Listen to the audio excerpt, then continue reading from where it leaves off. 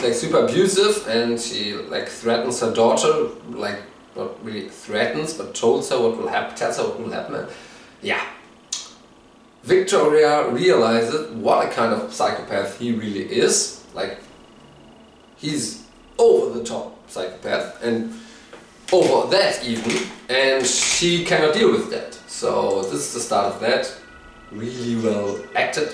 Vicky, for our kids and their kids, the first super president. And you're a gal. I'll be impeached. Why would we care? Because I have to get reelected in 4 years. Article 2, the Constitution. New rules. Now shut the fuck up and listen. Our fates are Yeah. connected now. Singer's as good as dead, and I am the only fucking friend you've got left. The train's left the station, Gordon. I mean, I have one problem here, like a little problem. Victoria acts here as if she now realizes, whoa, this guy is fucking a dictator and he's fucking brutal and he's fucking also a bit of stupid and he's super brutal. She's super clever and she was at Red River and she was with Stan Edgar, and I mean, the woman with some help worked her way, she did it all. I mean, like, of course, Vought and Stan Edgar they supported her, and of course she was like a puppet. Homelander is kind of right, she was kind of a puppet her whole life, but I mean, she did a good job. She was charismatic, she knew politicians, she knew her shit. She knew campaigning, and well, that she seems to realize now that Homelander is all of that. It seems a bit late, like she should have known after the whole in prison camps thing, and like it's just a general, I mean, she should have information about Homelander, like. You're on it. You'll have to arrest half your company, half the country. You think I didn't think of that? Of course I thought of that. And I also love how Homelander learned from this episode with all these Congress people. Like when somebody tells him, dude, you forgot something super obvious in your master plan. This is like a mega plot hole in all of this shit. He's before he was like panicking out, like what the fuck am I doing here? What the fuck? And he needed Victoria to solve the situation, to rescue it. And now that Victoria is doing the same thing to him, like, hey, we need to arrest half the country, dude. You need to shut down half your company because they have all leverage on you. He's literally like, of course I did thought of that. You think I didn't thought of that? Hey Ashley, make me a list of people that have leverage on me right now. I need to kill them all. He doesn't say the killing part, but instead of Ashley just running away right now or going to the CIA or whatever, I think it's at this point I was like, Ashley should die, because she was so clever all the time and she knew. I mean, it was like she would not go into a horrible death. That was her biggest fear. And at that point, when you get the order to make a killing list with should contain yourself, yeah, even if you don't write your name on the list, it's pretty obvious that you are on the list.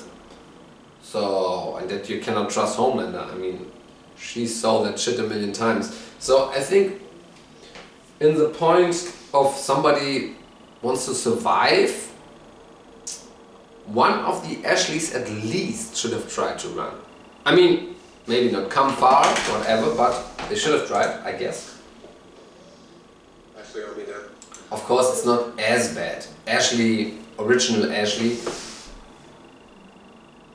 just hopes as long as she stays loyal to Homelander. This is not unreal. I mean, it's just me as a fanboy who thought and hoped for Ashley being a bit stronger and cleverer. Cleverer? Yeah. Which I'm totally fine with she's not, so that's okay for me. If Victoria Newman becomes vice president, it will be over my dead body because she had me assassinated. So, and in the middle of the episode it's really great. It seems like to fall out in the right place. Bob Singer is telling, well, over my dead body, not a soup, we need to re-elect. It seems to go all the good way. Even with Butcher playing with Ryan, it looks like Butcher follows his heart.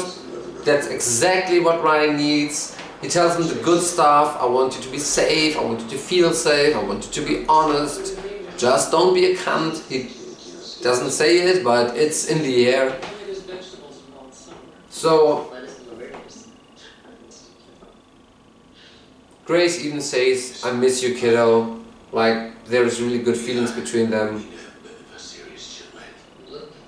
As good as it's been possible for, like, they be together, they were together for some years, and she was a CIA auntie, so, but there is a relationship clearly, and it's well played on.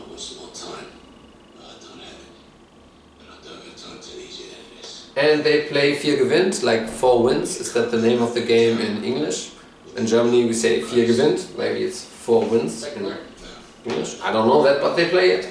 And this is a great throwback to the beginning of their relationship, like playing just games and just being there, which is great for everybody to bond about a bit of boring shit sometimes.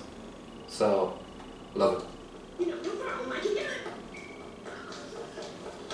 I love that they put a small joke, like Ashley gives the list of the killing names to Homelander, and they put a small joke with Firecracker closing the door and she has to run and even makes it small. I get the door noise! But the door is closing and it's kind of deadly. Like, it's not even that funny. And she is clever enough to listen that she will be killed at the door. And she will pump herself up with V. So this is like really a great outcome of the whole Ashley story. We don't get to know what she becomes, but the V seems to concentrate in her head, and it looks like her head is somewhat getting bigger. And we saw before that we get some indication about what the superpower is from where these things move, and also like kind of from the character of people. Kind of ish. Like with Yui and Yui's dad, what power they get, what powers they get. Yeah, well. You're causing a heart palpitation, high fever, but it ain't no big thing. Okay, well, you're coughing all over me. Disgusting. Go flip it out. So, also great detail, they show that Firecracker is like, she's getting sick and ill and weak with all the medication she has to take for the milk. Which is also maybe this sickness and this weakness, there is something in the air about this. I think they will use it later on for something different. All this Firecracker gets put to the last seat. She's basically a glorified milk cow for Homelander, which she drinks the milk, that's fine. But other than that, he just sees her as a useful servant so far. If you think about who's got the most dirt on us, would Ashley's name be at the top of the list? Yeah, Like, sure. fucking Deep. Fucking Deep is such a fuck up. I hope he dies a crazy death. Does anybody know Ashley's last name? Deep is such a... just evil. And he gets a lot of screen time because he's kind of funny. And it's kind of deluding. I mean, if you're very naive, you can like feel with him when he got abused, but fuck. Yeah, bitch, you deserved that shit. I mean, it wasn't nice, it was very rapey, but still. In a fanboy universe. Like, I wouldn't wish that shit to anyone, okay? Never, but in a fanboy universe he would deserve way worse. I mean, I thought he didn't get enough of a beat up by Starlight and A-Train by far. I did not understand why Annie, I mean, it was the beginning of a redemption arc, like being not a blind killer machine. But I don't get why they did not kill him. Like, it's all out war, and you have Noir out of the picture for some seconds. You like gave him something to think about for a brief moment, and you have like a big metal thingy with a hard point, but she uses the whole thing to just smash him comic-like, where she could have used like the hard point and go all out on the guy like Punisher, fucking in the muzzle dojo against the Russian guys. Well, that was weak. I mean, obviously they want to use Deep longer, but yeah, it was kind of deep. Weak. Not deep. It wasn't deep. Deep is never deep.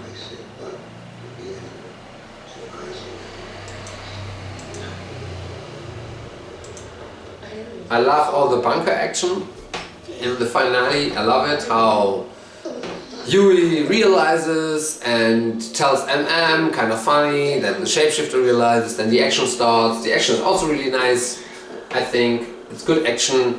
Kimiko, Starlight shapeshift fight is a bit weak.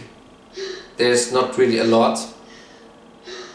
I mean, like, choreography wise, they were kind of lazy. Like, it does not cost a lot to have them throw some punches and kicks, some throws and some shit. And we as fans would have loved some more minutes of, or moments, even seconds of fighting. So this was very short. Like, I throw you to the ground, hit your head on the floor sometimes, and then you do the same to me and break my neck. Kimiko, shapeshifter, finish. And then it was like, I throw you to the ground and I choke you until you are unconscious. It felt like unconsciousness, like it felt like she was going easy on the shapeshifter, like to put her in jail or to not kill her, to not rip her apart. So I have to finish now.